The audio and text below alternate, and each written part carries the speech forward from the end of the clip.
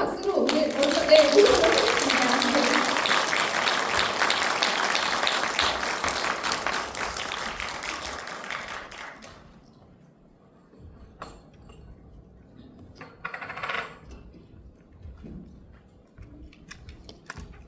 예, 여러분 반갑습니다.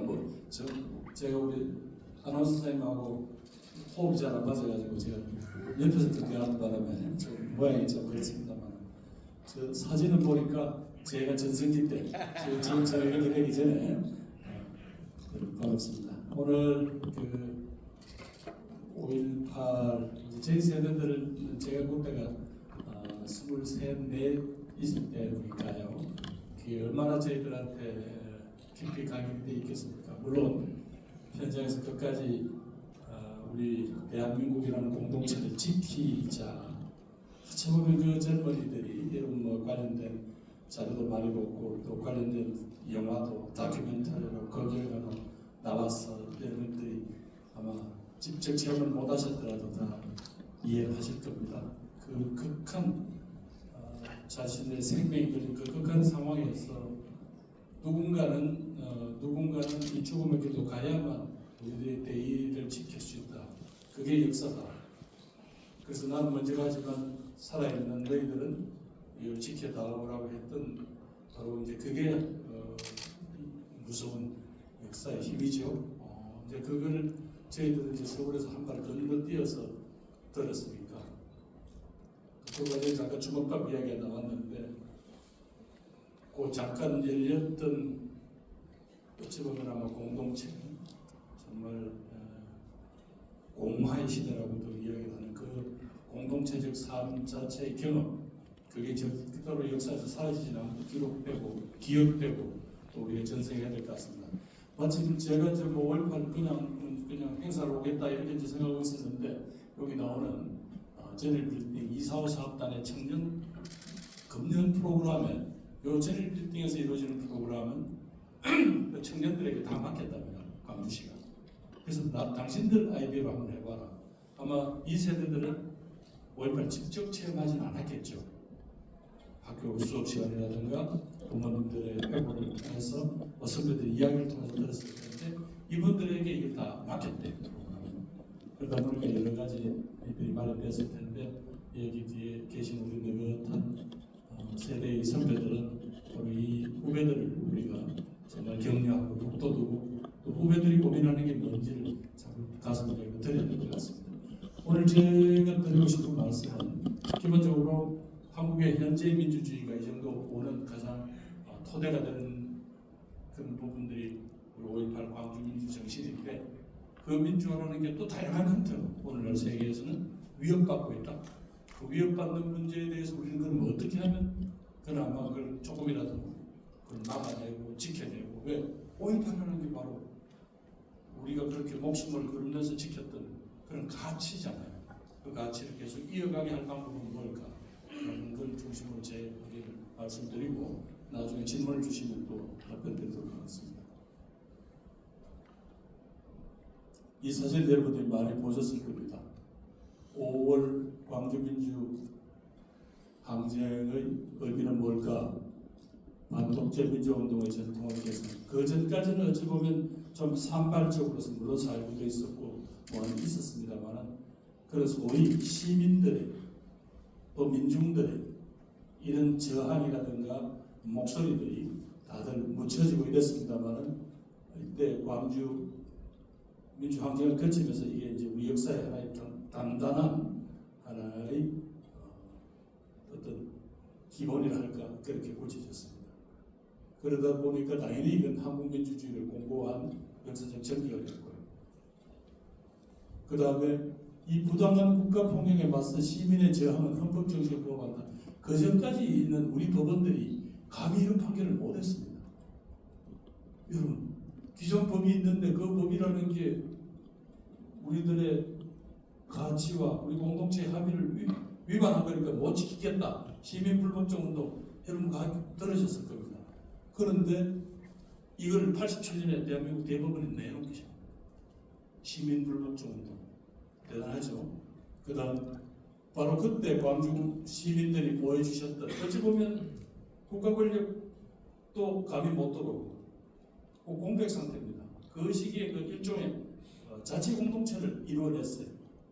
그때 아까 이야기한 주먹밥이 나왔고, 그때 너도 나도 그 부정자들 그분들 위해 가지고 헌혈을 해주고, 그리고 그 질서가 지켜졌습니다. 여러분 아시겠지만 그 무렵에 이게 절도 행위가 하나도 안 일어났다는 거잖아요.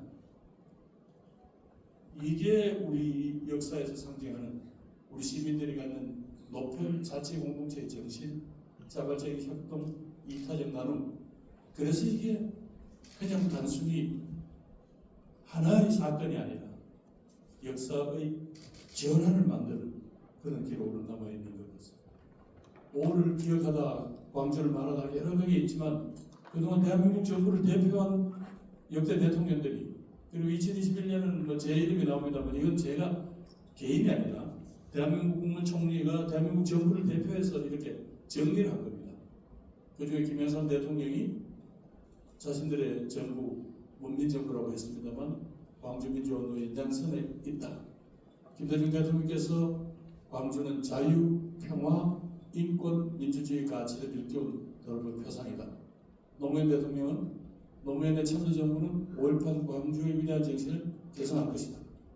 문재인 대통령은 문재인 정부는 광주 민주화운동의 연장선상에 있다.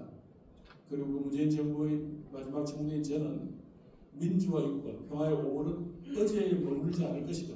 앞으로 내일로 세계로 나아가야 될 것이다. 이렇게 대한민국의 정부는 이렇게 역사적 의미를 했습니다. 그 외에 이 5월 광주를 왜곡하려고 하는 여차 시도가 많았죠. 많이 있었습니다. 그 중에 하나가 헬기 사격은 있을 수도 없다. 민간인한테 왜 군작전이나 동원들이 헬기 사격을 하겠냐라고 이야기했습니다만 바로 요 빌딩 내에 몇 층이죠? 그 위에 저 사격 흔적이 있는 거 총탄 자국이 요 위층인가요? 거기에 지금 나왔습니다. 그리고 그 당시 국가수가 쭉 해보니까 이거는 그런 기총소사에 의한 헬기에 아니고는 설명이 안 됐다. 그러니까 저 위에서 공중에서 쏘지 않으면 그런 자국이 나타날 수가 없다. 그렇잖아. 근데 그걸 먹고도 나타났어. 일부러 깎였어요. 걸로 어디로 조져요? 그래서 바로 지금 돌아가신 조비오 신부님이 처음으로 그걸 폭로를 하셨을 때 그게 뭐 사실이 아니라고 난리를 치고 하다가 결국은 이렇게 드러났습니다. 북한군이 광주에 침투했다? 또 이것도 사실 나중에 이렇게 떠든 놈들이 많았죠. 죄송합니다. 놈이라고 해서 떠든 분들이 많았죠. 그랬는데 직접 그동안 국가에서 우리 정부뿐 아니고 그 앞에 앞 정부에 보세요. 제일 처음에는 85년이면 어떤 정부예요? 노태우 정부입니다.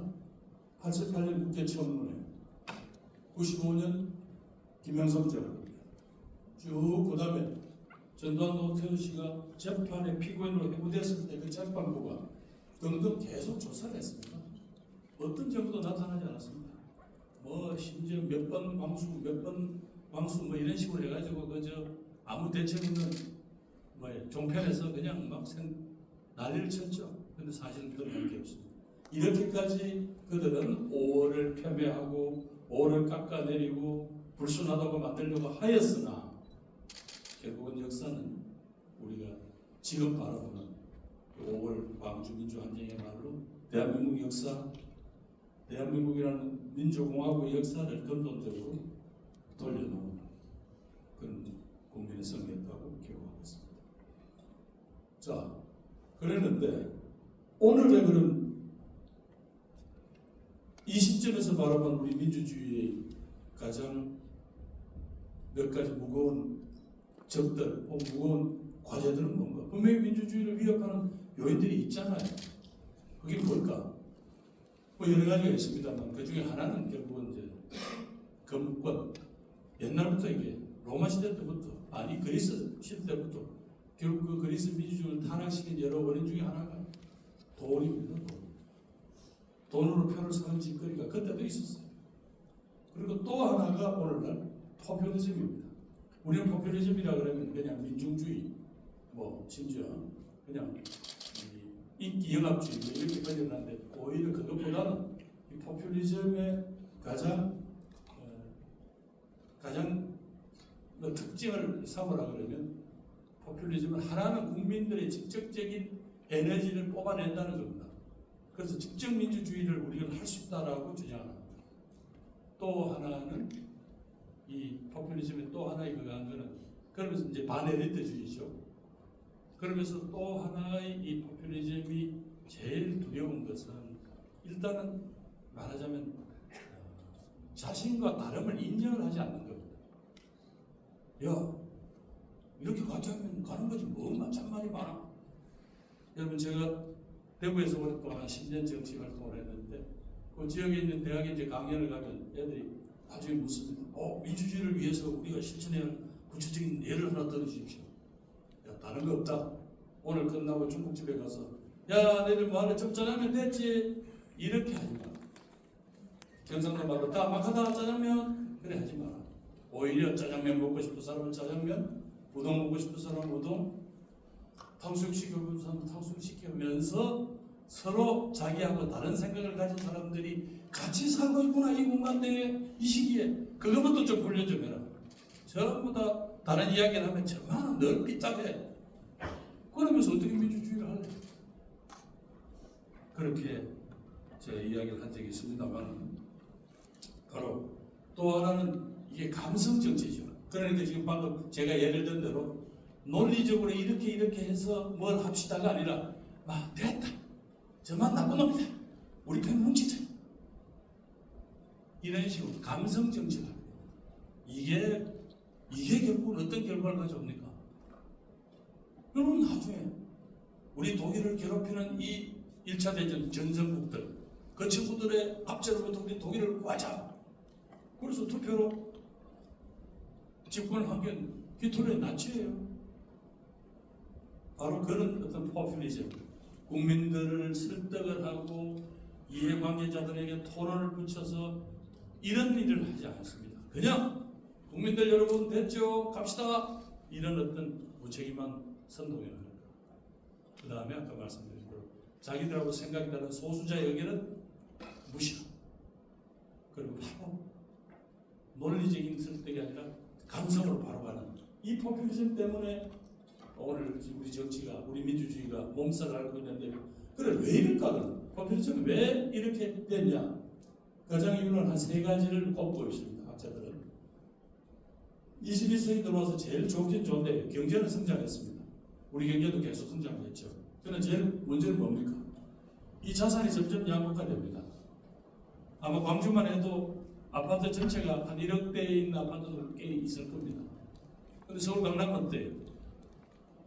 평당 1억 천이냐 1억 2천이냐를 놓고 저끼리 싸우고 있어. 난리를 치죠. 그런데 종부세 좀 내라 그러면 내가 아파트 값 올렸냐 왜 세금 거두냐 그러죠. 자신들의 사는 지역에 거기는 뭐예요? 길을 100m만 넓히려면 돈이 얼마 들어요? 1,000원 이상 들죠. 그 돈은 누구 돈입니까? 결국 국민 여러분들이 세금 내는 거예요. 그 돈 가지고 예를 들면 지방대학 한 2개를 우리가 키워서 아이들한테 안성맞춤인 그런 어떤 잘 적응할 수 있는 직업훈련을 시키겠다. 1,000억이면 한 2-3개 대학이 덮어서죠. 그죠? 그런데 그래서 여러분들이 세금 좀 더 내라 한다고 내가 살고 있는데 아파트 값보는 게 뭐 내가 했냐? 세금 왜 거두냐? 뭐 이런 등등입니다. 자, 전지구조 불평등이 구조화되고 정치에 맡겨봤더니 해결이 안 되는 거예요. 보수 정권이고 진보 정권이고 해결을 못해. 또 하나는 세계화가 정립됐습니다. 우리하고는 조금 떨어지면 우리도 여러분 우리 해외에서 온 우리 이 노동이민자 혹은 또 결혼이민자 또 단기 비자를 받아서 오시는 노동자, 농업 노동자 합치면 얼마쯤 될 것 같아요? 인구가 대충 숫자가 70만? 250만. 대한민국 지금 5,200만 중에 250만이 우리하고 다른 언어를 쓰거나 다른 피부색을 갖거나 다른 종교를 가졌거나 이런 분들입니다. 250만. 어마어마한 커뮤니티예요. 여러분도 들으셨습니다만 여기는 없습니까? 서울 무슨 동 뭐예요? 대림동 같은 데 가보면 대부분 간판이 전부 다 한글 간판은 거의 없어. 그런데 문제는 그분들이 여기 와서 어때요? 제대로 대접받는 것 같아요? 어때요? 가끔씩 지금도 나오지만 우리 농촌에 가서 일하는 농업 노동자들 보면 뭐예요? 그 숙소가 가끔씩 이렇게 보도되잖아요. 그분들이 뭐 죄인이에요. 그런데 우리가 그런 부분에 대해서는 별로 분노를 안 느끼죠. 그게 불과 3, 40년 전에 우리나라 우리 또래의 청년들이 해외에 일하러 나가면 우리가 그런 취급 다 했어요. 미국이나 호주 같은 데 이민 가면 우리가 그런 하청민 취급 당했어요. 세계화가 되는 거는 무슨 불가피하다고 보고 그랬는데 어느 날 요즘 경제가 어려워지니까 말이야 유럽에서도 그 사람들 그냥 사람 취급을 안 하잖아요. 그다음 또 여러분들이 이제 요즘 뭐 일상화된 SNS 이런 거 디지털 문명 이게 다 좋긴 한데 뭐예요? 여러분이 봐도 좀 지나치지 않아요? 책임지지 않는 가짜뉴스 막 퍼나르지. 그러다가 정말로 그 억울해가지고 여배우가 분해가지고 그냥 자살을 해도 그것도 또 한 번씩 또 SNS에 올려서 뷰 올라가면 또 뭐 돈 번다고 하고 또 여러분 좋아하는 유튜브 어제 신문은 뭐 정말 힘도 못 쓰잖아요. 쪽도 못 쓰잖아요. 유튜브가 워낙 세니까. 근데 그 유튜브가 다 진실이 아니라고 믿잖아요. 여러분도 좀 과장됐다고 믿잖아요. 그런데 너도 나도 좀 유튜브를 통해서 자기 이야기를 합니다. 자, 왜 이럴까? 이런 조건 하에서니까 도대체 기존의 정당과 정치인들을 못 믿겠는 거예요. 이 친구들은 맡겨놓으니까 문제를 풀어줄 것 같지가 않아. 이런 것들이 쌓이고 쌓여서 오늘 바로 파퓰리즘의 기반이 된 것 같습니다. 자, 파퓰리즘이 되니까 어떤 문제가 생겼냐? 아까 제일 우리가 파퓰리즘을 거부해야 될 가장 큰 이유는 생각이 다른 사람들을 디스하는 정도가 아니라 말이에요. 그냥 깔아뭉개버리잖아요. 그건 우리가 생각하는 민주주의가 아니잖아요. 또 우리는 그런 세상을 만들자고 그렇게 많은 분들이 희생되고 이런 게 아니잖아요. 또 이 파퓰리스트들의 또 하나는 뭐예요? 문제를 근본적으로 잘못 짚었잖아요. 그럼 해결책도 잘못되잖아요. 그러니까 어떻게 돼요? 하다가 중간에 죄송합니다만 이런 용어를 써도 되나? 삑살이 났다 그러죠. 다 보시는 분들. 삑살이 났다 그러면 뭐예요? 내가 잘못했다라고 하는 게 아니라 뭐라 그래요? 이거는 저놈 때문이야 라고 뭐예요? 엉뚱한 또 적을 하나 상정을 해서 그 사람들, 그 소수자들을 희생자로 만들죠. 이게 우리가 생각하는 민주주의 맞아요? 그 사람이 좀 못 배우고 그 사람이 좀 돈이 없고 그 사람이 또 사회적 지위가 없으면 그렇게 막 화살을 얻어맞고 그분이 그냥 그렇게 희생돼도 좋은 거예요? 우리가 생각하는 민주주의가 그런 나라예요? 아니잖아요. 그런 공동체 아니잖아요. 어떤 문제가 생겼냐? 정서적으로 갈라져. 이념적으로 그나마 보수다 진보다 이런 거 그래도 무슨 세금을 더 거두자 가난한 사람을 위해서 복지 체계를 좀 더 촘촘하게 하자 아니면 무슨 생산적 복지에 쓰자 아니자 일자리 만드는 데 더 쓰자 말자 뭐 이런 거는 그래도 보수든 진보든 서로 싸우다 보면 뭔가 결론도 나고 방향도 정해지는데 이게 뭐예요? 확정편이야. 내가 믿고 싶은 것만 믿어. 어떤 사람이 자기가 좋아하는 어떤 정치인이 살인을 했다. 그 죽을 놈이 그 죽을 짓을 했으니까 아마 그랬을 거야. 자기가 믿고 싶은 것만 믿는 겁니다. 그리고 사전 태도 효과니까 점점 그런 것들만 찾아서 자꾸 자기를 합리화하기 시작합니다. 이 확정편이야. 완전히 내 생각을 싫은 것들 아니 꼴도 보기 싫은 거야. 안 보는 거야. 누가 뭐라고 할까.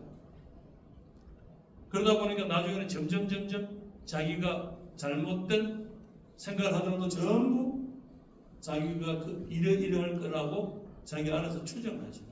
그런데 이렇게 되면 어떻게 돼요? 점점 상호 공존이라든가 대화라든가 서로 함께 들어가 살자는 건 없고 우리 편끼리만 전만 무조건 나쁜 죄. 우리 편이 했다는 것은 어떻게든 간에 합리화 시켜주고 정상적으로 돌아가겠습니까? 이러다 보니까 나라 전체 이런 꼬라지가 발생합니다. 내 자식들이 상대당 정당 지지와 결혼한다 그러면 한국에는 50%가 반대한대요. 자식들 결혼을 하죠. 미국도 보니까 한 40%가 그렇다고 돼 있어요. 좀 지나치지 않아요? 우리가 이런 나라 만들려고 그 많은 분들이 또 희생되고 그랬나요? 그 최장집이라는 교수님은 현재 바로 우리 민주주의는 정치는 양극화되고 그다음 대의민주주의 그러니까 못 믿겠으니까 이 기존 정치인들이 이 국회의원이고 우리 저 광역시의원이고 의원이고 이분들은 대의자잖아요. 우리를 대신해서 일을 보는 사람이잖아요. 그렇게 의회라든가 이런 걸 통해서 일을 하는 것을 대의민주주의라고 합니다. 직접 민주주의 아니죠. 그 대의민주주의 야 이거 안 됐어. 이 자식도 꼴 보기 싫어 못 믿겠어. 그리고 직접 민주주의를 선호하는 아주 급진적으로 야 이번에 뭘 깨자 뭐가 잘못됐다. 근데 문제는 누구든지 그런 분노가 일어날 수 있죠. 근데 그 방식으로 문제를 풀 수 있느냐? 안 되죠, 그지? 그리고 나중에 혹시라도 지금은 그런 유행 안 합니다만은 누가 보스가 올라가자 해서 산 위에 올라가는데 뭐래요? 보스를 보니까 이 산이 아니게 비요 그러면 어떡해? 또 다 내려와야지. 한 국가라든가 한 공동체 우리 대한민국 5,200만 국민의 삶이 걸려 있고 그 분들의 개개인의 행복을 그런 식으로 어떤 누가 잘못 인도했으면 그게 그럼 넘어가요? 그랬을 때 그렇게 가지 않고 잘못된 열정을 불러일으키고 끌고 갔던 그게 누가 책임을 져요? 그게 또 희생자는 안 생겨요? 생기겠죠. 누가 책임을 져요? 바로 우리가 말씀드린 이 파퓰리즘의 바로 가장 우리들의 위험성은 그것이 갖는 자기하고 생각이 다른 것들에 대한 짓밟음이랄까요. 그게 확장고 연장하면 광주에서 시민들이 대들어 뽐대를 보여주려고 하는 전두환 그 군부들의 논리하고 똑같이 연장되잖아요. 그래서 우리는 이건 민주주의의 가장 위협적인 존재다 이렇게 지금 우리가 이야기하는 거네요. 그래서 위험한 민주주의라는 책을 썼던 어떤 학자가 민주주의가 제일 처음에 파시즘, 바로 나치즘 이런 게 이제 파시즘이죠. 절대주의, 전체주의하고 싸웠어요. 그래서 이겼어요. 2000년대. 그 다음에 그동안 공산 전체주의라고 하죠. 하나의 목표를 정해놓고 하나의 이념행을 정해놓고 거기에 가자고 막 인민이 됐든 국민을 됐든 막 몰아가요. 거기에 조금이라도 틀리면 위험 불순분자라고 전부 다 적을 내요. 이건 아니지 라고 싸우다가 마침내 냉전은 해체됐습니다. 이제는 드디어 너도 나도 모르는 사이에 대부분의 국가들이 이 파퓰리즘의 지금 위기에 처해 있습니다. 여기 나라는 예를 들지 않았는데 이 학자들이 드는 예에 보면 미국의 트럼프 정부도 거기에 해당이 됩니다. 여러분이 보는 러시아, 우크라이나, 베네수엘라, 페루, 필리핀 지금 전 세계가 몸살을 앓고 있습니다. 제가 처음에 예를 들었던 이런 나라들 지금 각 나라 받아보세요. 그런 나라에서 전부 파퓰리즘의 이 열병을 다 앓고 있습니다. 바로 이렇게 되면 어떤 문제들이 생기느냐? 정치 현상이 구체적으로 나타나요. 권리 보장이 없는 민주주의, 사실상 독재자죠. 뭐. 이름만 투표를 통해서 됐다고 해서 독재자가 아닌 건 아니죠. 그러니까 여러분 걱정하세요. 제가 알아서 다 해드릴게요. 여러분 그렇게 행복하면 좋아요. 그게 효율적이에요. 바로 이런 어떤 나라가 인민의 권리도 보장하고 또 효율적인 국가 운영이 되느냐를 놓고 이 아시아 민주주의에 대한 논쟁을 당시 김대중 대통령과 싱가포르의 이관유 전 수상이 논쟁을 한 적이 있습니다. 지금 생각하면 왜 김대중 대통령이 어찌 보면 우방일 수 있는 그 우방국가의 주요 지도자하고 아시아적 민주주의라는 걸 가지고 싸웠을까라고 생각하니까 평생 민주주의라는 가치에 자기 몸을 던지고 그래서 정치의 존재 이유로 삼았던 김대중 대통령이 최소 볼 때 이게 일종의 조그마한 국가의 독재자들이 저거가 아시아 민주주의라고 하니까 말이 안 된다고. 그 다음 또 하나는 그래서 어리꺼리 해가지고 그 독재설을 몰아냈더니 그 다음에 뭐예요? 상위에 있는 심판 귀족들이 저기에 다 해먹어. 부정부패, 이권 나눠 이렇게. 그 다음에 그거는 민주주의 없는 권리 보장이다. 국민들 뭐 알아서 하세요. 근데 민주주의라는 것 자체가 뭐 불편하게 그런 거 하세요. 이런 꼴로 나타나더라는 거예요. 포퓰리즘을 그냥 쭉 두고 갔더니 그래서 그 포퓰리즘 어떻게 극복하면 좋겠냐. 근데 여러분 혹시 시간이 나시면 민주주의는 어떻게 무너지는가 하고 우리나라도 번역이 되어 있습니다. 제목이 되게 생시하죠. 민주주의는 어떻게 무너지는가. 건너죠. 근데 의외로 민주주의라는 게 참 약하다. 우리 스스로가 늘 긴장하고 지켜낼 수 있는 그런 최소한도의 의지와 용기와 실천이 없으면 금방 무너진다. 구체적으로 어떻게 나타났느냐? 이런 정치인들이 나타나거든 조심해라 이렇게 얘기했습니다. 아예 말과 행동에서 민주주의하고는 아무 관계없이 움직이기 쉽게. 그 다음에 자기한테 대들어 경쟁자를 아예 부인해요. 그 다음에 가끔씩 뭐예요? 폭력도 행사합니다. 그리고 언론이나 정치적 경쟁자들을 확 깔아뭉갭니다. 이분들은 뭐라고 그러는가 하면 이 중에 몇 가지가 해당되면 그게 위험하냐? 한 가지라도 나타나거든 정신 바짝 차려라. 이분들 이렇게 이야기했어요. 그러니까 이런 정치 지도자들이 나타나면 위험한데 그러면 대충 어떻게 되는가 이렇게 나타나더라고요.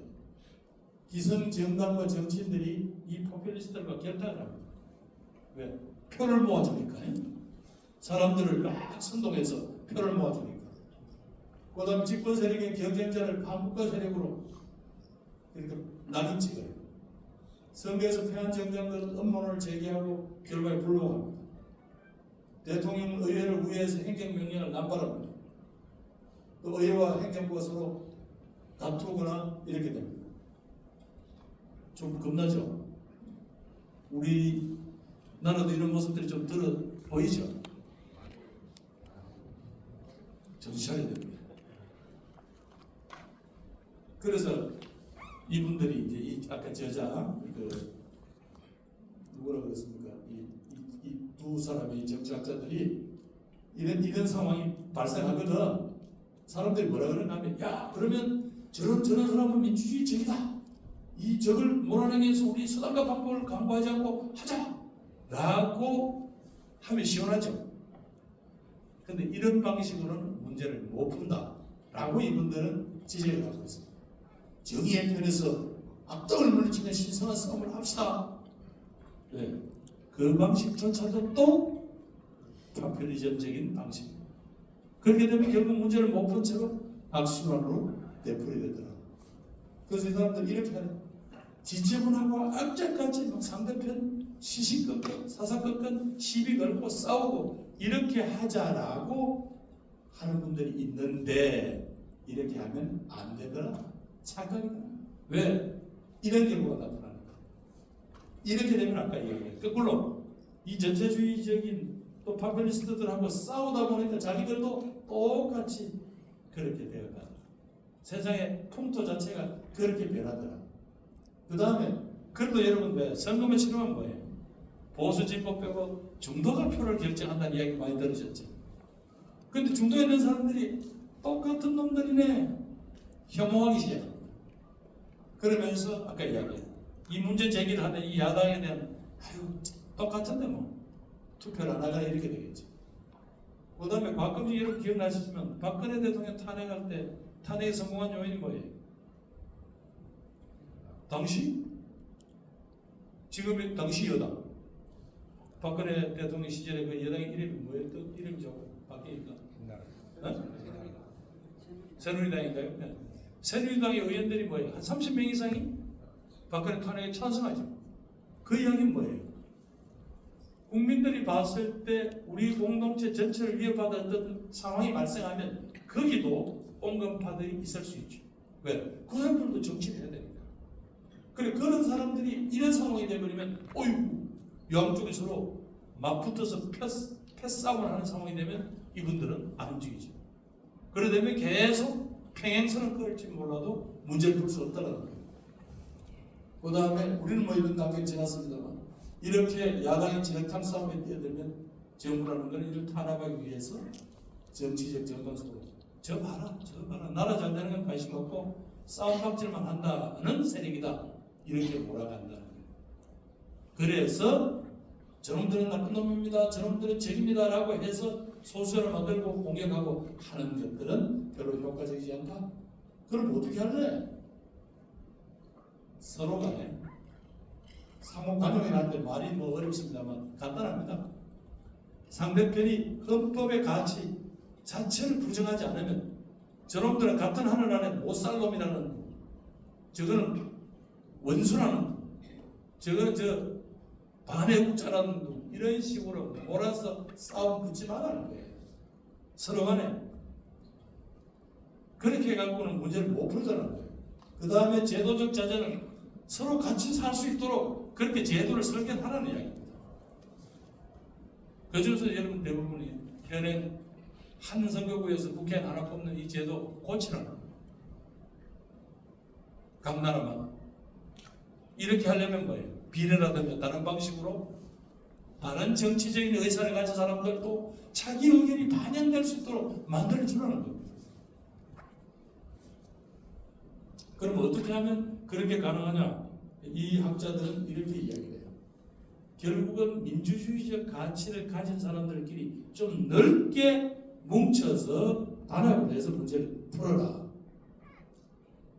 그 중에 이제 하나가 왜 그렇게 해야 되느냐는 건 아까 말씀드렸습니다. 그냥 정치하는 사람뿐 아니라 종교인, 학자, 경제인, 시민사회운동가 이런 사람들 모두 다가 우리들의 광범한 그런 원칙만 있다면 지켜진다면 우리가 생각하는 민주주의 뭐예요? 인권, 평화, 공존, 소수자 보호 이런 것들만 지켜진다면 정당 이름이 조금 다르면 어떠냐?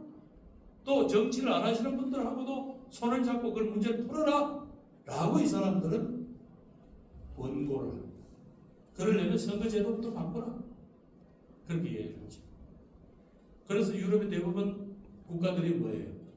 다 거기는 중대 선거구제를 하든가 혹은 결선투표를 하든가 혹은 아예 비례대로 하든가 혹은 연동형으로 그 정당이 전국적으로 30% 지지를 받으면 의석도 30%밖에 못 가져가도록 지역구에 많이 내면 비례대표는 안 주도록 그게 독일 제도죠. 그래서 사람들이 이번에 내가 결과가 만족스럽지 못하더라도 분하지는 않아. 왜? 우리 이야기를 해줄 사람들이 의회에 가 있으니까. 그리고 요 다음에 잘하면 또 우리도 조금씩 더 우리 파일을 키울 수 있으니까. 그 다음 또 하나는 뭐예요? 먹고 사는 문제를 해결하는 거예요. 경제적 불평등 간단합니다. 결국은 뭐예요? 누구한테 세금을 걷어서 누구를 위해서 쓸 거냐는 거예요. 결국은 뭐예요? 이 정부 들어와서 여러 가지가 있지만 이 정부가 여러 가지 실패한 요인이 뭐 2년 동안 실패한 요인이 오늘 선거 결과에 나타났습니다만 제일 문제가 뭡니까 결국은? 핵심은 이 사람들이 1%도 안 되는 차이로 이겼는데 다 먹겠다고 설치니까 국민들이 그리고 국가의 주요 정책인데 대한민국을 운영하려면 세금이 듭니다. 1년에 예산이 한 650조쯤 돼요. 그런데 그중에서 이제 세금으로 거둘 수 있는 게 우리 한 550조 정도 돼요.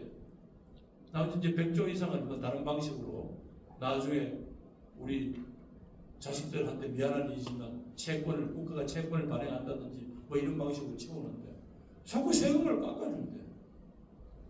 부자들한테 뭐 좀 그럼 그 세금을 그럼 어디서 메꿔야 될 거 아니에요? 그냥 살림살이 그냥 없으면 없는 대로 살아요. 국가는 그렇게 될 수가 없지. 복지 비용 저만 해도 요즘 지금 지하철 다 공짜로 타고 다니거든요. 얼마나 미안한지 몰라. 근데 이 공짜로 쫙 타고 다니면 기분은 꽤 괜찮아. 그러니까 이러면 복지에 들어간 비용은 줄일 수가 없어. 한 번 시작되면. 해가지고 어떻게 해요? 기본적으로 이 복지 정책, 조세 정책, 그 다음에 젊은이들 미래를 위한 공부를 시켜야 될 거 아니에요. 우리 광주는 AI 뭐 앞으로 전문가를 하겠다 그러면 거기에 대한 계속 애들한테 교육 프로그램을 만들고 관련 기업들을 키우고 해야 될 거 아니에요. 이 돈은 어디서 나와요? 결국은 국가가 예산을 들이든지 혹은 기업들로 하여금 거기에 투자를 하도록 다양한 인센티브를 주든지 해야 올 거 아닙니까? 그런 등등 바로 경제적 이 불평등을 해소할 수 있는 여러 가지 정책들을 만들어내라는 거예요. 그래야 사람들이 포퓰리즘 해가지고 야 이쪽으로 가면 된다, 저놈은 나쁜 놈이다 라고 그 설레갈 필요가 없죠. 우리가 열심히 노력한 데 대한 최소한도의 보장이 올 것이고 나이가 들면 내가 다양한 형태의 연금이나 보조금으로 우리가 버틸 수 있다 이런 생각이 들어야 되겠죠. 근데 이걸 한 개인이 할 수는 없어요. 그래서 이걸 누가 하면 좋아요? 정당이 하면 좋아요. 그래서 정당이 제대로 하라. 그런데 여러분 요즘 정당들 하는 게 좀 마음에 안 들죠? 제가 민주당이라서 민주당 말하는데 이럴 필요는 없어요.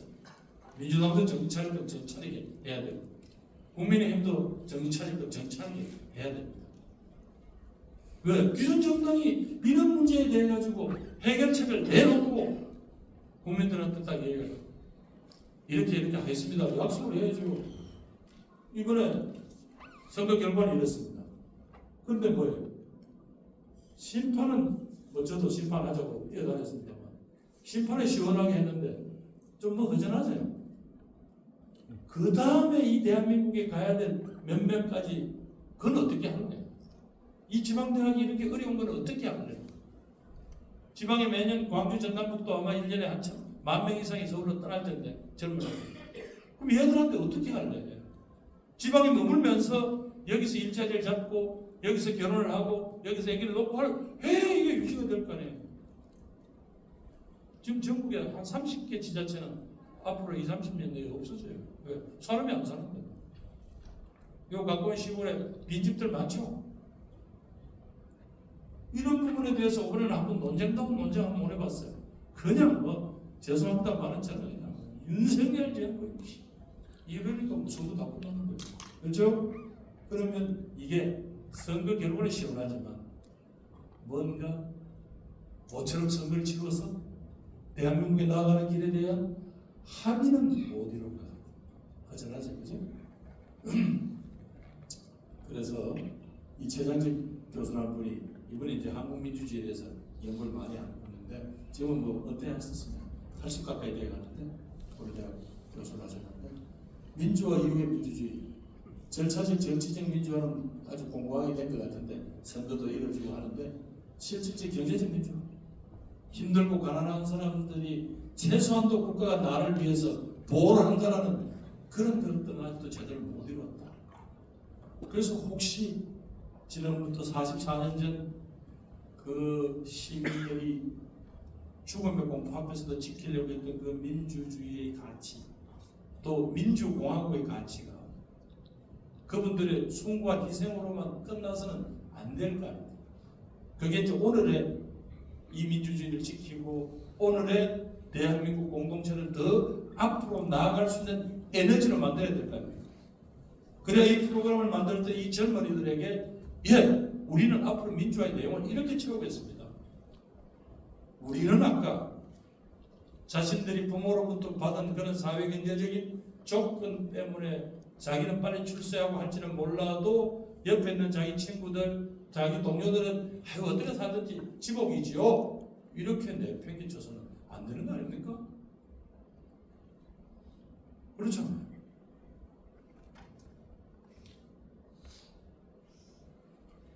한 두 가지 지금 그럼 당면 과제가 뭐 있을까 고민을 해봤습니다.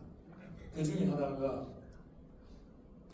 이 한 가지 정책적으로는 이 바로 저출생 문제입니다. 애기 안 낳는 거 알죠? 여러분 저 최근에 텔레비에서 KBS에서 뭐 각 나라마다 이 출생률이 낮아진 나라들 여러 가지 대책 사업을 봤는데 일본은 얼마쯤 될 것 같아요? 일본 한 1.2명에서 1.3명 정도 돼요. 대한민국은 얼마쯤 될 것 같아요? 0.7도 지금 무너졌다는 거죠. 0.7. 여러분 어떤 생각이 들어요? 지금은 내 문제 아니에요, 지금? 간단합니다. 이렇게 하면 인구는 팍팍 줄 거예요. 아마 광주에도 이 시내 학교 문 닫은 데 초등학교 많이 있죠. 서울도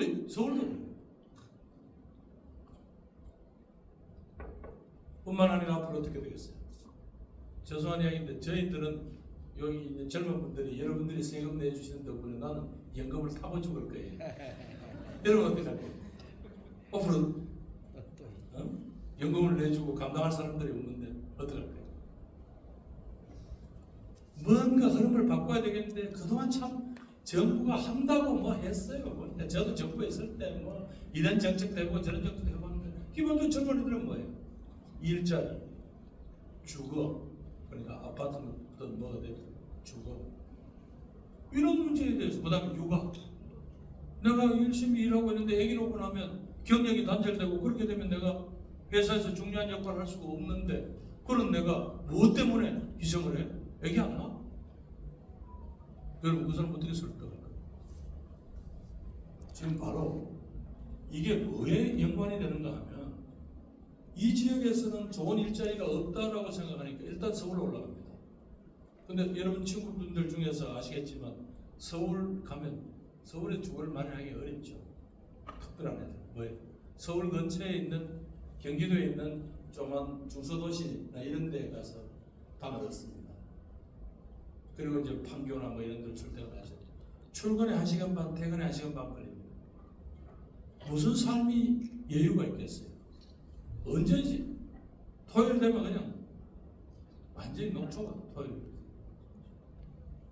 자기 고향에 내려가는 거 몇 달에 한 번씩 뭐 가끔 텔레비에서 이걸 러프로 할 때 보니까 뭐예요? 방에 들어가니까 뭐예요? 산더미처럼 뭐가 쌓여 있겠어요? 라면 상자. 그 옆에 뭐가 쌓여 있겠어요? 양발, 속옷 등 빨래거리. 그 친구들은 옆에 가면 몇 푼만 주면 요즘 저 코인 세탁소가 있는데 안 하는가 봐. 그렇게 사는데 무슨 삶에 대한 의욕이 생기고 연애를 하고 결혼을 하고 아기를 낳고 키우고 이런 의욕 어디 있겠어요? 그러니까 이게 전부 다 지역들 자체가 내 일자리를 적어도 만들어줄 수 있는 그런 기반이 안 된다고 판단하고 오는 거예요. 그래서 이게 수도권 집중과 지방 소멸과 저출생과 이 고령화 이게 지금 같이 돌아가는 거예요. 이 문제를 해결하지 않고 애기 하나 놓으면 몇 번 줄게 점점 올라서 어떤 지자체는 애기 놓으면 뭐 1억 준다고? 그 1억 주면 다 키워줍니까? 그럼 1억 주면 그걸로 땡이지. 그 다음부터 내가 저 직장에 나가서 출산휴가 써가지고 어리게 눈치 빡빡하면서 2년씩 출산휴가 주는 회사 잘 있어요, 없어요? 이런 등등이 지금 현재 우리들의 고민입니다. 이 문제를 어떻게든 풀기 위한 노력입니다. 그 다음에 또 하나는 포용적인 민주제도입니다. 아까 말씀드린 대로 어느 한쪽이 독식하도록 이렇게 계속 가는 것은 지속 가능하지 않아요. 그래서 모든 나라들은 뭐예요? 그나마 대한민국이 여기까지 온 것 중에 하나는 우리가 농지개혁도 해서 지주들 계급을 없애버렸잖아요. 그 다음에 또 여러 가지 제도들 중에서 우리가 그래도 앞에 군부군의주의 세력들 이런 세력들이 그걸 가지고 자기들 집에 가서 혹은 자기 가족들만 벌어먹이는 그런 짓거리는 감히 못했어요. 일부 재벌들이 살찌기는 했지만 그 돈 가지고 상당 부분 뭐예요? 병원, 학교, 고속도로, 철도, 공항 이렇게 투자를 할 수밖에 없고 그 다음에 다양한 형태의 건강보험제도 이러면서 우리 국민들에게 삶이 조금씩 윤택해졌어요. 바로 그런 제도를 앞으로 정치에서도 이런 포용적 민주제도 그리고 공정한 시장 경제를 만들어라. 그래서 젊은이들이 어떤 형태든지 도전을 해서 다음 내 인생을 설계할 수 있는 그런 모양들을 만들어가라 라고 아까 두 가지 중에서 하나는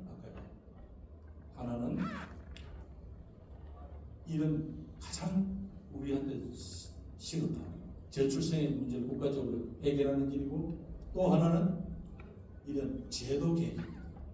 그래서 여러분들은 현재 아마 특히 우리 광주 시민들은 그 고민이 많으실 텐데요.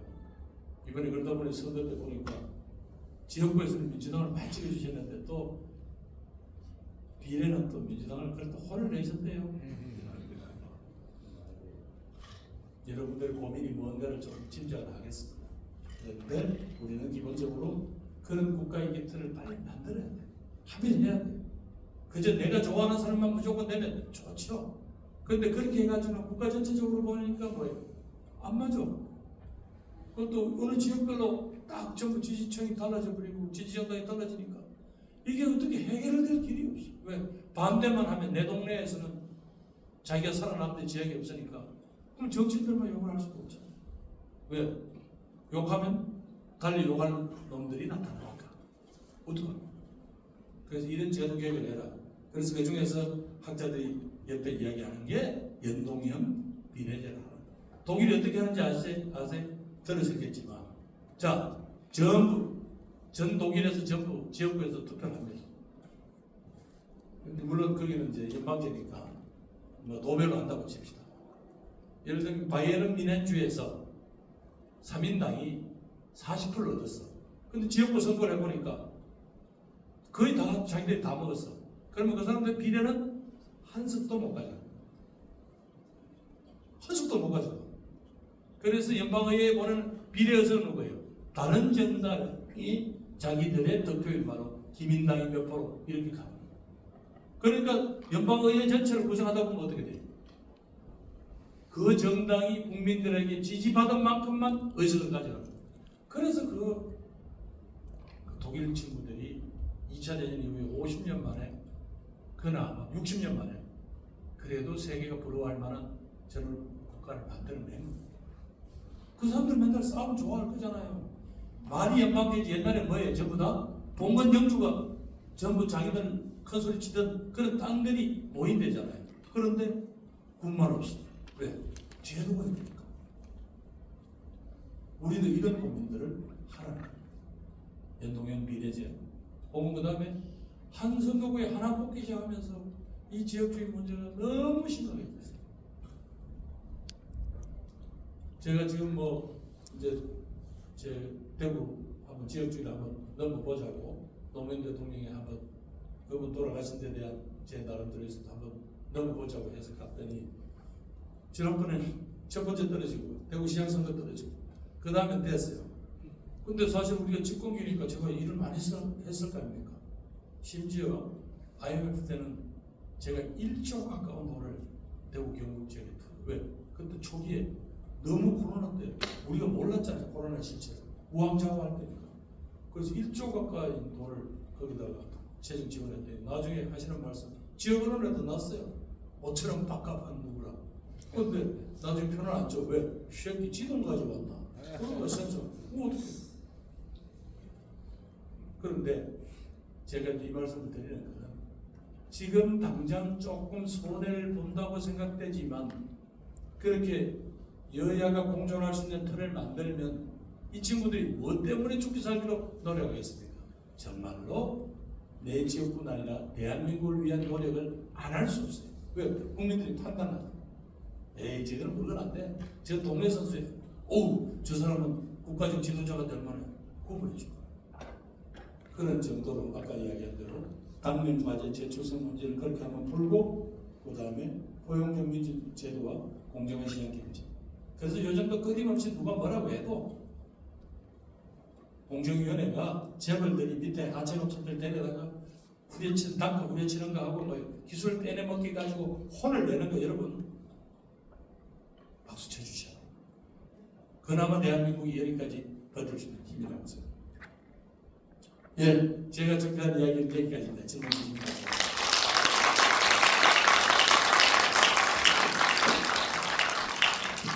다시 한번 정말 너무 열정이 강한 해주셨는데 뜨겁게 다시 한번 좀 전해주시죠. 네, 감사합니다.